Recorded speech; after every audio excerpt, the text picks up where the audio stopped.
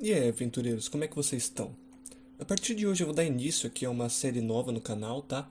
Eu vou trazer ali uns reviews de módulos antigos, aventuras old school de D&D, da época antiga da TSR, quando ela era dona do D&D, na época ali do Gary Gygax, Dave Arneson, Dave Cook e outros grandes criadores de aventuras do passado, né, da Era de Ouro. Eu não decidi nenhuma ordem específica para esses módulos e aventuras que eu vou apresentar, então eu vou seguir de uma forma, bom, da forma que eu achar melhor aqui, com os jogos que eu tiver com vontade de trazer, na verdade. Hoje em específico eu vou trazer para vocês o Basic Set de D&D, que é o Keep on the Borderlands, que numa tradução livre assim é a Fortaleza das Terras da Fronteira, algo do tipo. Ela é uma aventura de introdução ao jogo, ao Dungeons and Dragons. Ela foi escrita pelo próprio Gary Gygax e lançado em dezembro de 79. Ela está em sétimo lugar no ranking das 30 melhores aventuras de todos os tempos da Dragon Magazine. E certamente a aventura que mais trouxe novos jogadores, né, pro hobby em si. O módulo ele é feito para jogadores de nível 1 a 3. Ele traz um mapa, descrições detalhadas tanto da fortaleza em si, que é a base de aventuras para os aventureiros, quanto das temidas, terríveis cavernas do caos, que, bom, é a chave da aventura. São uma série de dungeons para a campanha, cada uma com um tema bem específico. A arte de capa bem bonita que é do Jim Rosloff, as ilustrações internas são do Ero Ottos, e as ilustrações são as mais clássicas possíveis. Se o estilo de arte old school te agrada, isso aqui é um prato cheio, viu? O jogo em si é uma versão bem mortal de Dungeons and Dragons, mais mortal do que vocês podem estar acostumados, principalmente os que jogam comigo. E já nas primeiras páginas do livro, nos primeiros parágrafos, o Gygax ele deixa claro que os personagens mortos eles não voltam à vida, tá? Isso aqui não tem save throw de vida, você caiu com 0 pontos de vida, acabou. O módulo, como uma introdução, ele já te dá de quebra algumas dicas para iniciar, tá? Os personagens eles devem ter pelo menos uma poção de cura ali em mãos e uma adaga mágica, ou o jogo vai ser só um abatedouro de personagens. Boa parte ali das páginas do módulo, alguns blocos de texto bem tediosos, sem nenhuma imagem, ensinam a jogar o jogo, como o mestre deve se portar e mais que isso, como a mesa deve interagir entre si e como o jogo funciona. Mas a importância desse módulo em específico, assim, ela é muita, tá? De um modo geral, ele que trouxe para dentro das aventuras prontas aquele mindset da criação das aventuras posteriores, com uma base de operações segura para fazer negócios, para os personagens se recuperarem, né, entre as aventuras, um mapa com os ermos para explorar com encontros aleatórios e um conjunto de dungeons onde os jogadores vão tirar XP, ouro, ali para evoluir. O cenário de campanha é Mistara, tá? Um mundo conhecido. É uma espécie de universo para umas aventuras meio pulp, com ambientes para todo tipo de aventura. Dá para você mestrar desde uma aventura numa espécie de um antigo Egito, um Conan ou tipo uma ilha do King Kong, coisas do tipo, tá? E ela começa da seguinte forma: você viajou por muitos dias, deixando seu reino, entrando na área selvagem da terra fronteiriça. Fazendas e cidades são menos frequentes, e poucos têm coragem de viajar por ali. Você sobe uma trilha estreita, rochosa e perigosa, à beira de um penhasco. À frente, a fortaleza se ergue sobre a coluna, com seus enormes muros de pedra escura e fria. Atrás dele, um pôr do sol naquelas terras áridas. Dentro do forte, o povo ele é bom, organizado, o lugar é bastante seguro. Os moradores ali são honestos na medida do possível e transgressores, caso seus jogadores façam ali alguma contravenção, algo do tipo, eles vão encontrar a lei ali bem rápido, tá? Em 1 ou 2 turnos um guarda ele vai aparecer em alguma infração e pode até mesmo matar o personagem. Apesar de que, olha, vou te falar, dá uma vontade de roubar os tesouros daqui, hein? A aventura ela dá pra gente uma tabela de rumores que podem dar uma dica ali de aventuras e informações sobre os lugares relevantes daqui, né? Algumas das informações são falsas, mas nada impede o mestre de, sei lá, mudar isso de alguma forma ou dar alguma utilidade, mesmo que seja para uma mentira, né? Dar alguma dica errada para os aventureiros, algo assim. E, bom, as mais relevantes assim que você pode levar em consideração são sobre o eremita louco, que vive ao norte ali numa mata junto com o leão da montanha, e também dá algumas dicas sobre as cavernas do caos, né? Algumas dessas informações são bem relevantes, né? Uma fala de um elfo desaparecido nos pântanos, e uma bem interessante aqui que eu acho bom a gente pensar é a informação número 10, Briac. E ali fala que Briac é uma palavra goblin, bom, para uma coisa específica e dá uma boa chance ali para algum tipo de roleplay, tá? Os locais do forte eles são bem detalhados, tá? Só os NPCs eles não têm nome, motivações ou parentesco entre si, mas isso enche um pouco a paciência do mestre, tá? Mas nada que não possa ser contornado. Um ladrão ele vai se sentir bem tentado a roubar alguns dos locais ali, por exemplo, uma loja de joias que tem vários itens de valor bem alto. Algumas coisas importantes que tem aqui no forte também. Bom, tem um clérigo que ele tá na fortaleza viajando. Ele tá convertendo as pessoas dali e é um potencial aliado ali para os jogadores. Tem uma armadura, uma arma forte, tá? O banco ele oferece alguns empréstimos ali, também troca pedras preciosas.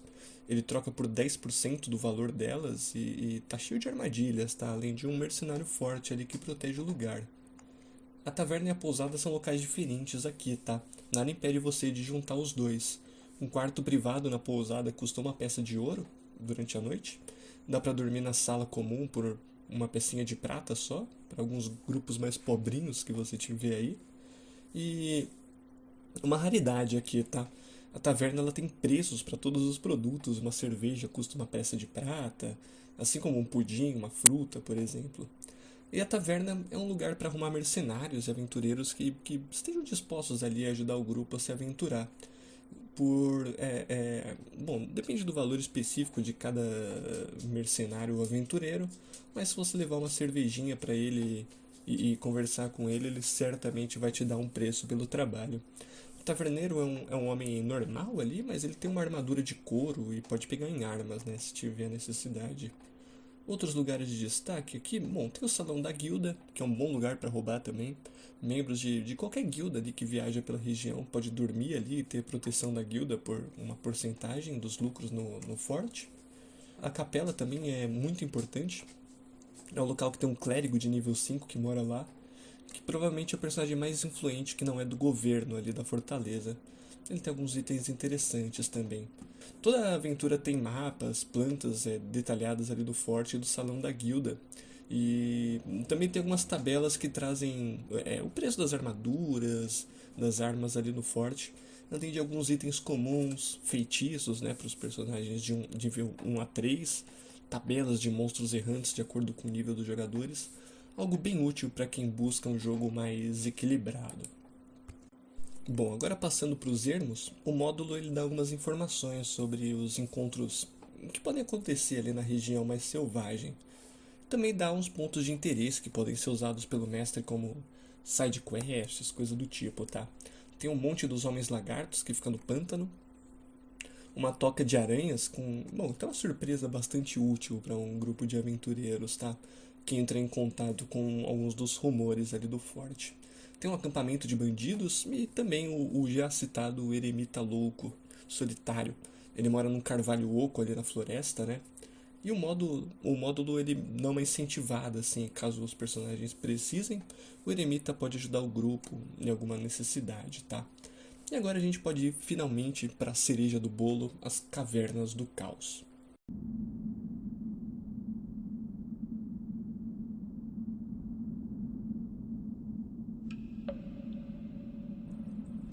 Como vocês podem ver, as cavernas do caos são uma série de cavernas, de dungeons, que são populadas ali por várias raças diferentes de monstros, geralmente para nível baixo. O mapa que a aventura dá tem as cavernas ali todas juntas, né?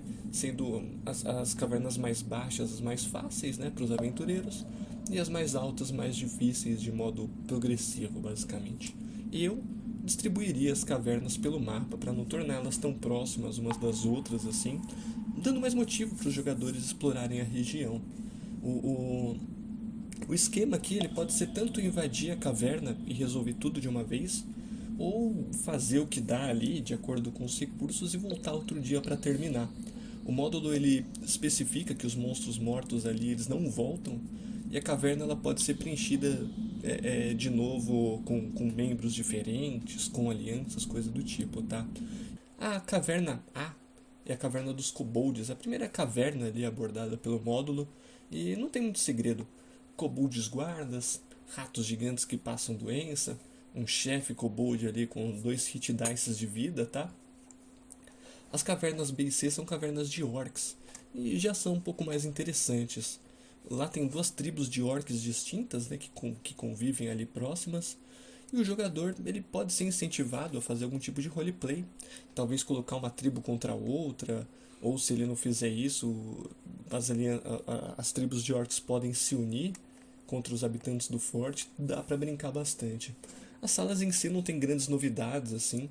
Além de um líder orc bem forte, 4 hit dices de vida, algumas centopeias venenosas, que se o mestre usar direitinho não precisam ser usadas em combate, mas para criar um problema, tá? A caverna D é a caverna dos goblins, e é a caverna com maior chance de encontros aleatórios ali com inimigos errantes, tá? É uma boa chance de usar aquele termo Goblin Briac, aprendido pelos aventureiros ali no roleplay na fortaleza. A caverna número E, número E, agora eu fui além. É a caverna do ogro, uma caverna fedida ali. O ogro ele é bastante rico, ele faz alguns bicos de mercenário para os goblins e para os outros humanoides ali, tanto para os orcs, para os gnolls. E é uma chance para roleplay, tá? Lembrando que os ogros são muito, muito burros. Tem uma chance ali do ogro não atacar os personagens se eles oferecerem bastante ouro. Além disso, dentro da caverna tem bastante dinheiro mesmo, alguns itens mágicos que ele coleciona. É bem legal, tá? A caverna do F é a caverna dos hobgoblins. E além da placa bem humorada ali na entrada, caveiras, uma porta trancada, tem ali dentro um salão de jogos, uma câmara de tortura, uns prisioneiros que podem ser úteis ali para um grupo de heróis. Os hobgoblins aqui são bem equipados e bem treinados para a guerra, então você tem que se lembrar disso quando os aventureiros invadirem o lugar, tá? A caverna dos bugbears, que é mais curta, os bugbears não são muitos, eles têm alguns escravos ali que podem ser libertados. A caverna dos gnolls tem bastante equipamento para aventureiros, tá? Inclusive uma surpresa ali que o mestre vai se divertir e os heróis vão odiar em relação a itens, tá? As outras cavernas aqui tem alguns monstros diferentes, tá? Que não são encontrados em nenhuma outra parte do módulo. Eu não vou falar muito sobre esse lugar para não dar spoiler, um spoiler mais agressivo, né? Deixado para surpresa. Mas tem um monstro ali bem maligno e forte, provavelmente o mais forte de toda a aventura. Então tem que tomar um pouco de cuidado aqui se os aventureiros forem entrar nessas cavernas. Se eles estiverem pelo menos no nível 3, talvez seja um pouco menos mortal, mas é bem provável que algum deles morra ali. Bom, e finalmente, a cereja do bolo aqui desse módulo, o Santuário do Caos. Essa caverna é a mais difícil de um modo geral, provavelmente a mais perigosa. O lugar aqui tem armadilhas, mortos-vivos clássicos ali de todos os tipos, clérigos malignos de vários níveis, tá? E um mestre pode dar uma atenção especial aqui para a sala Capela do Caos, com tapeçarias, pilares, vasos, estátuas malignas, tudo que a gente gosta, tá? Uma das salas dessa caverna aqui tem pelo menos uns 20 monstros, então toma cuidado. Além de itens mágicos, um inimigo ali de um nível mais perigoso, um monstro único encontrado aqui, que também pode ser usado para roleplay, tá? Tanto para roleplay quanto com um combate ali de vida ou morte. Bom, de um modo geral, a aventura ela é bem estruturada, tá? Precisa mesmo de um pouco de preparação do mestre, mas não muita. Boa parte das salas ali dá para ler na hora do jogo mesmo, em cima da hora. Depois dos jogadores abrirem as portas da dungeon, sabe? E o que tem de informação para o mestre que ele precisa saber antes está bem explicadinho. Agora a gente vai para uma outra parte aqui do vídeo que a gente vai para as notas, tá? Bom, para o mestre. É bem fácil, na verdade, essa aventura pro mestre, tá? O mestre ele pode inventar ali, o nome dos personagens na hora, as motivações deles, etc. Já que a aventura não nomeia praticamente ninguém, mas é o tipo de jogo que não precisa de muita preparação. Tudo pode ser rolado meio no improviso, na hora e com pouca leitura, poucas pausas ali durante o jogo. Os monstros não são muito difíceis assim de lidar, não tem muitas regras muito diferentonas, mas o mestre pode ter algumas surpresas legais ali junto com os jogadores. Vai, uma nota 8. Para os jogadores, a aventura em si é bastante mortal. Tem alguns encontros difíceis ali de lidar, mesmo se eles estiverem no nível máximo da aventura, no nível 3. Alguns jogadores podem ter os personagens mortos, ter que repor ele durante o decorrer da aventura. Também é bem necessário que os personagens contratem mercenários para ajudar, façam amigos ali dentro do forte que possam ir para as cavernas com eles. Nas cavernas tem bastante item mágico, tá? Muito ouro que facilita um pouco as coisas. A aventura, por ser do Gary Gygax, tem bastante espaço para roleplay, para brincar ali com os clichês de um RPG. É um prato cheio, tá? Principalmente para jogadores iniciantes ali no hobby, se você for jogar com gente mais nova, ou para jogadores experientes que querem uma experiência mais voltada para o old school, para sobrevivência, para o desafio, tá? Então, nota 9. Bom, e é isso, galera. Essa é provavelmente uma das aventuras mais importantes ali de todos os tempos para o nosso hobby. E ela ajudou a sacralizar o que a gente veio conhecer como os módulos, as aventuras prontas ali de D&D, tá? O valor dessa aventura é infinito, assim, é mensurável. E ela deve ser jogada e mestrada por todos que gostam de Dungeons e Dragons. Espero que vocês tenham gostado do review. Eu pretendo fazer outros próximos, de outros cenários e outros módulos famosos. E se você gostou do estilo do vídeo, as coisas que eu fiz aqui, dá um like, se inscreve e. Bom, até o próximo review. Tchau, tchau.